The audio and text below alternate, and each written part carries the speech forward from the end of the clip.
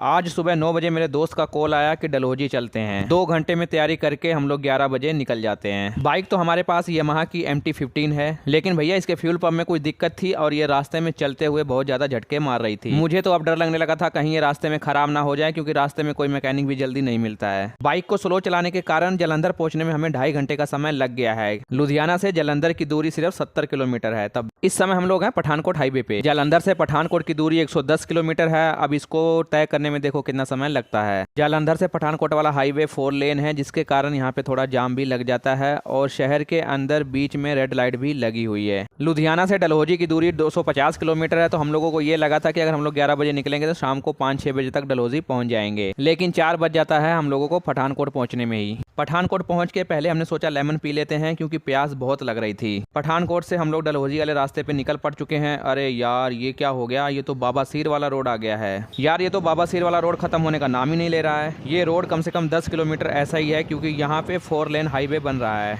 ये रास्ता जो है नूरपुर होकर डलहौजी जाता है। तो अगर आप डलहौजी जाने का सोच रहे हैं तो नूरपुर वाले रास्ते से ना जाएं। जो रास्ता चंबा होकर डलहौजी जाता है वो वाला रास्ता बिल्कुल सही है। हमें उसके बारे में जानकारी नहीं थी, इसलिए हम लोग इस वाले रास्ते पे आ गए। ये वाला रोड खत्म करने में कपड़े बिल्कुल मिट्टी से भर जाते हैं और सर बिल्कुल दुखने लग जाता है। तो हम लोग रुके हुए हैं यहाँ एक ढाबा पे चाय पीने के लिए। यहाँ पे हमने मुंह धोया और जब चाय पिया तब जाके थोड़ा सा अच्छा फील हुआ। इस 10 किलोमीटर के रास्ते को तय करने में हमें 1 घंटे का समय लग चुका था, क्योंकि रास्ते में भीड़ भी थी। तो भैया चाय वगैरह हमने पी ली है। अब देखो खूबसूरत पहाड़ हमारे बिल्कुल सामने है। अब हमें लग रहा है कि शायद हम लोग डलहौजी पहुँच जाएंगे जल्दी।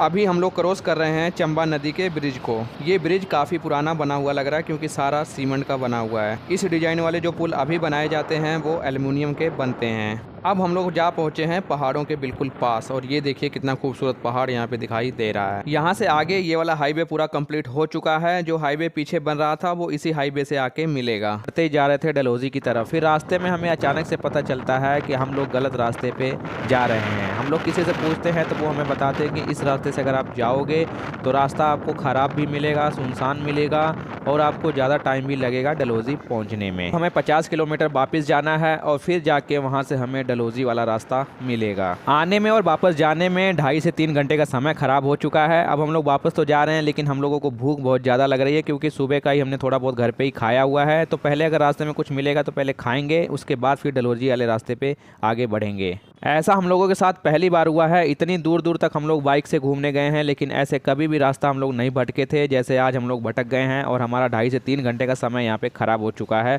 और रात भी होने वाली है। रास्ते में हमें ये मच्छी पकौड़े वाला दिख गया, तो हमने सोचा पहले यहाँ पे मच्छी पकौड़ा खा लेते हैं, उसके बाद फिर आगे बढ़ेंगे। 7 बज चुके हैं और हो गई है पूरी यहाँ पे हमें रात। इस भाई ने हमें 120 रुपये पाइया मच्छी पकौड़ा दिया, लेकिन मच्छी पकौड़ा इनका इतना खराब है ना कि मच्छी में मांस है ही नहीं, बिल्कुल सारा ही कांटा भरा हुआ है। यार पूरा मूड खराब हो गया इनका मच्छी खा के। तो अभी हम लोग पहुंच चुके हैं पहाड़ी सुनसान रास्ते पे। अब देखिए कब ये रास्ता खत्म होता है। अभी यहाँ से दिखा रहा है कि 30 किलोमीटर डलहौजी बाकी है। अब जाके हम लोगों को पता चला कि हम लोग गलत रास्ते पे कैसे गए, क्योंकि नूरपुर से जो डलहौजी को रास्ता जाता है वहाँ पे कोई भी बोर्ड नहीं लगा हुआ था। 9 बज रहे हैं और अभी जाके हम लोग डलहौजी पहुंचे हैं। गांधी चौक के पास ही होटल नीलकंठ है, यहाँ पे हमने रूम ले लिया है और यहाँ पे एक दिन का किराया 800 रुपये है। आप लोगों को रूम दिखाता हूँ कैसा है। अभी ऑफ सीजन चल रहा है तो रूम यहाँ पे सस्ते मिल रहे हैं। एसी वाला 1000 का है और नॉन एसी वाला 800 रुपये का। रूम देखिए एकदम साफ़ सुथरा है, इंटीरियर इसका बिल्कुल अच्छा है। अंदर का टीवी वगैरह भी लगा हुआ है, साफ़ सुथरा गद्दा है, कंबल है और बैठने के लिए सोफ़ा वगैरह यहाँ पे लगा हुआ है। टेलीफोन की सर्विस भी यहाँ पे चल रही है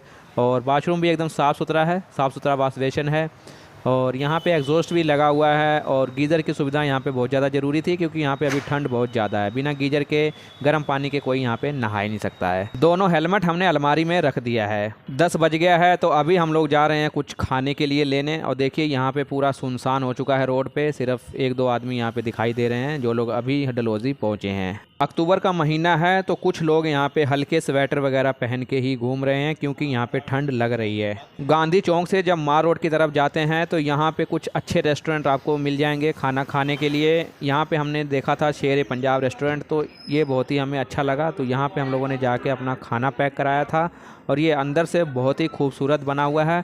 और ये जो रेस्टोरेंट है ये सारे पंजाबियों के हैं, मैं आप लोगों को बता देना चाहता हूँ। तो यहाँ पर खाना आपको बहुत ही टेस्टी मिलेगा और सभी प्रकार के खाना आपको यहाँ पे मिल जाएंगे, वेज नॉन वेज सभी जो वैरायटी है अवेलेबल है यहाँ पे। खाना खा के वापस से होटल आ गए हैं और अब हम लोग सोएंगे क्योंकि रात के 12 बजने वाले हैं और सुबह उठ के निकलना है घूमने के लिए। सबसे पहले पंचपुला वाटरफॉल होते हुए बीजी पार्क से हम लोग पहुँचेंगे खजियार, जिसे इंडिया का स्विट्जरलैंड बोला जाता है। सुबह के 9 बज रहे हैं और डलहौजी का नज़ारा देखिए कैसा है। एकदम साफ सुथरा वातावरण है, ठंडी हवा चल रही है, हरा भरा बिल्कुल माहौल यहाँ पे दिखाई दे रहा है। अब हम लोगों की तैयारी है सबसे पहले पंचपुला वाटरफॉल जाने की। हमने नहाया भी नहीं है तो पंचपुला वाटरफॉल पे ही हमने नहाने का सोचा है। अरे यार ये क्या हो गया, जिस प्रॉब्लम से हम लोग डर रहे थे वो प्रॉब्लम तो हुई नहीं, लेकिन बाइक में देखिए भाई साहब यार दूसरी प्रॉब्लम हो गई है। बाइक का टायर देखिए एकदम फट गया है। ये इसलिए हुआ है क्योंकि रात को बाइक चलाते वक्त हम लोगों को पता नहीं चला और बाइक में हवा बहुत कम थी, जिसके कारण जो है ये टायर फट गया है। तो अभी जा रहे हैं पंक्चर वाले के पास। ट्यूबलेस टायर है और फट गया है, पता नहीं पंक्चर लगेगा भी या नहीं लगेगा। अगर पंक्चर नहीं लगा तो नया टायर डलवा लेंगे। किसी से हमने पूछा तो उन्होंने बताया कि पंक्चर वाला 1 किलोमीटर की दूरी पे है, तो अभी वहीं पे हम लोग जा रहे हैं। लगता है हमारी किस्मत खराब चल रही है। कल हम लोग गलत रास्ते पे चले गए थे और आज हमारे बाइक का टायर जो है क्रैक हो गया है। पता नहीं क्या क्या हो रहा है, समझ में नहीं आ रहा है।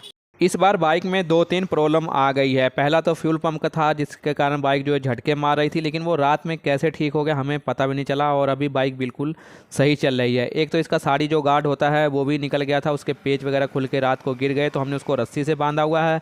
और तीसरे नंबर पे हमारे टायर की हवा कम हो गई थी और हम लोग उसी पे चलाते रहे हैं और इसका जो टायर है वो फट चुका है। तो भैया इस बार बाइक ने बहुत प्रॉब्लम की है हम लोगों को। और ये जो डलहौजी वाला ट्रिप है हमारा थोड़ा सा मुश्किल रहा है, क्योंकि जो 5 घंटे का सफ़र था उसको हम लोगों ने 10 घंटे में तय किया है।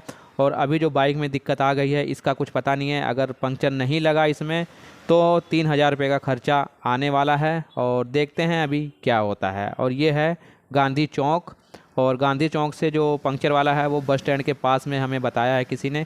तो हम लोग अभी निकल रहे हैं बस स्टैंड की तरफ और ये जो रास्ता है ये बस स्टैंड की तरफ जाता है। यहाँ पे जो गाड़ियों के ड्राइवर है वो बहुत ही समझदार हैं। वो झट से एक साइड लगा लेते हैं दूसरी गाड़ी को पास देने के लिए, बिल्कुल भी देरी नहीं करते हैं और बिल्कुल भी एटीट्यूड नहीं दिखाते हैं कि मैं पहले आया था तो मैं आगे निकलूँगा। और वो बैक भी बड़ी जल्दी से कर लेते हैं, मैंने ये देखा हुआ है। तो ये चीज़ मुझे यहाँ पे हिमाचल में बहुत ही अच्छी लगी है। और यहाँ पे भी मैंने बहुत सारे ड्राइवर को देखा जिन्होंने झट से जो है अपनी गाड़ी जो है वो पीछे हटा ली दूसरे को पास देने के लिए। सुबह सुबह में जो यहाँ का वेदर है ना, हल्की ठंड वाला, बहुत ही अच्छी फीलिंग आ रही है। बाइक पे तो और ज़्यादा अच्छा फील हो रहा है। ये है डलहौजी का बस स्टैंड। पहाड़ों में बस स्टैंड ज़्यादातर बहुत छोटे होते हैं, जहाँ पे सिर्फ 5 से 7 बसें जो है पार्क हो सकती हैं। यहाँ पे भी अगर देखोगे आप तो सिर्फ 4-5 बसें खड़ी हैं।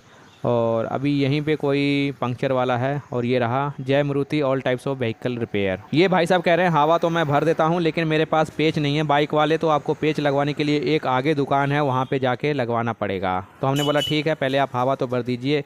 और इन्होंने हवा भर के कहा है कि 200 किलोमीटर तक बाइक आपकी चल जाएगी। पेच भी इसका लगवा ही लेते हैं क्योंकि साड़ी वाला गार्ड जो है ये टायर में लग रहा है और जिसके कारण टायर घस रहा है और रास्ते में ये कहीं टूट के गिर जाएगा तो ये भी बड़ी दिक्कत हो जाएगी और इसका भी 2-3 हज़ार रुपये का खर्चा बढ़ जाएगा। बाइक की रिपेयर का काम करवा के वापस से हम लोग गांधी चौक पे आ चुके हैं और अब यहाँ से हम लोग निकलेंगे खजियार वाले रोड पे। इसी रोड पे सभी जो घूमने वाले टूरिस्ट प्लेस हैं वो आते हैं और ये वाला जो रास्ता है ये जाता है खजियार की तरफ। और यहाँ पे एक बोर्ड भी लगा हुआ है। खजियार जो है 24 किलोमीटर की दूरी पे है यहाँ से। सबसे पहले 3 किलोमीटर की दूरी पे ही पंचपुला वाटरफॉल आने वाला है। फोटो में तो वाटरफॉल बहुत ही खूबसूरत दिखाई दे रहा है, लेकिन वहाँ पे पहुँच के देखते हैं कि कैसा है। पंचपुला वाटरफॉल पे हम लोग पहुँच चुके हैं और यहाँ पे छोटी सी मार्केट लगी हुई है। यहाँ पे गर्म कपड़े आप खरीद सकते हैं और खाने पीने की कोई दुकानें लगी हुई हैं, टी स्टॉल वगैरह भी यहाँ पे हैं। और यहाँ से स्टार्ट होता है ट्रैक जो वाटरफॉल तक जाता है। मेरा दोस्त बड़बड़ा रहा है कि मैं ब्लॉगिंग में टाइम वेस्ट कर रहा हूँ। पंचपुला वाटरफॉल ट्रैक पे बहुत सारी दुकानें यहाँ पे लगी हुई हैं। देखिए गर्म कपड़ों की दुकान है, स्वेटर वगैरह है यहाँ पे, और जो छल्ले मुंदरियाँ वगैरह होती है उसकी भी दुकान है। अगर आपको कोई गिफ्ट वगैरह ख़रीदना है तो वो भी आपको यहाँ पे मिल जाएगा। घर में सजावटी के सामान भी यहाँ पे लोग बेच रहे हैं। और ये देखिए कुछ इस प्रकार का जो ट्रैक यहाँ पे बना हुआ है और कहीं कहीं पे तो ये लकड़ी वाला ट्रैक भी आपको देखने को मिल जाएगा। पर यहाँ पे देख के ऐसा लग रहा है कि यहाँ पे कम लोग ही आते हैं। जिस प्रकार रास्ते का हाल है, जिस प्रकार यहाँ पे सफाई वगैरह की गई है, तो मुझे नहीं लगता कि ज़्यादा लोग जो है इस वाटरफॉल पे आते हैं, क्योंकि बहुत ही छोटा सा वाटरफॉल है। हमें लगा था काफ़ी बड़ा वाटरफॉल होगा। ट्रैकिंग भी कोई ज़्यादा लंबी नहीं है, सिर्फ 5 मिनट हमें लगे हैं नीचे से वाटरफॉल पे पहुँचने में। इस वाटरफॉल का पानी भी बहुत कम है। हम लोगों ने सोचा था यहाँ पे नहाएंगे, लेकिन यहाँ पे कोई भी नहा नहीं रहा है और पानी भी बहुत कम है, तो हमने अपना नहाने का कैंसिल कर दिया है और थोड़ा बहुत टाइम यहाँ पे स्पेंड कर रहे हैं। अभी ऊपर किसी सरदार भाई का प्री वेडिंग शूट चल रहा है, तो वो लोग ड्रोन वगैरह से शॉट ले रहे हैं। तो अभी हम लोग नीचे ही बैठ के थोड़ा मस्ती कर रहे हैं। अभी ऊपर जाएंगे जब उन लोगों का शॉट ख़त्म हो जाएगा। मैं तो जब भी ऐसी जगह पे पहुंचता हूं कुछ टाइम जो है ऐसे ही स्पेंड करता हूं, कभी बैठ के, कभी घूम के, कभी खड़े होके, कभी ऐसे फ़ोटोग्राफी करके।